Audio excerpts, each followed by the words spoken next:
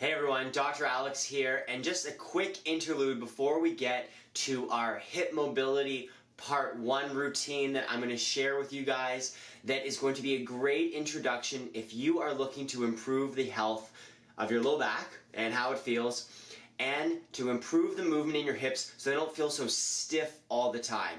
If you want, you can skip it on ahead, but I think what we're going to go through over the next couple minutes is going to be a good interlude to provide some context for why these simple looking drills are really important.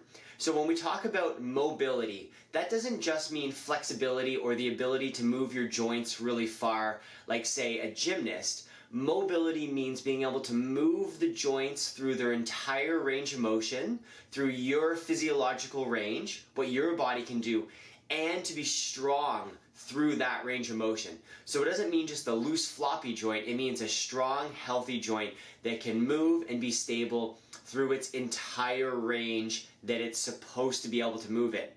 A quick note, why do I keep saying your range, your physiology? Because everybody's joints, the bones are shaped a little bit differently, and maybe what one person can do, you cannot do, or vice versa. A great example is say pigeon pose in yoga. Some people's hips are shaped differently, allowing them to achieve that pose easier than say you or definitely me.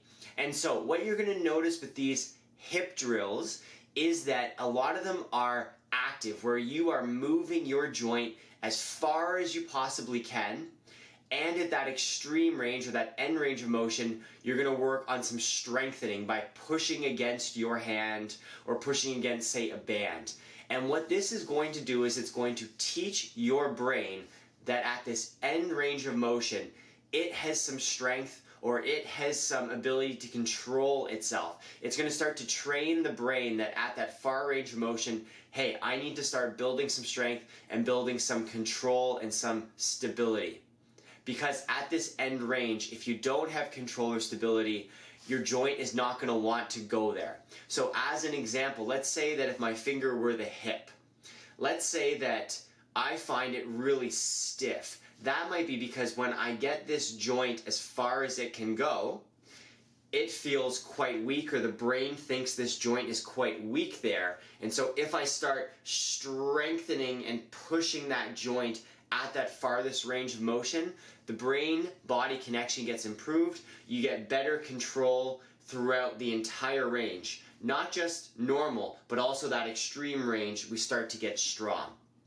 And so that's what you're going to see with these drills. And unless you've been working on your hip mobility for a long time, you're going to want to stick with these drills for 2 to 4 weeks so you can start moving those hips farther and farther and developing more strength at this farther range of motion.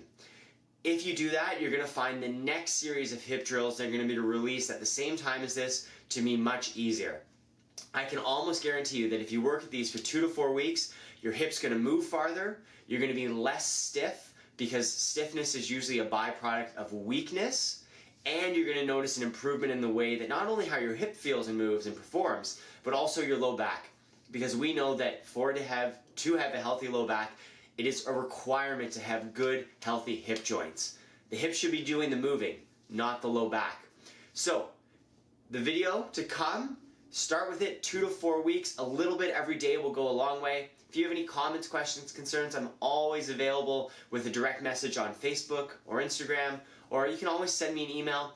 And if you notice that these drills don't seem to be making a difference for your hips or your low back, it could be that the hip is just, collateral damage, or the problem with the hip is the consequence of something happening in your spine and your nervous system.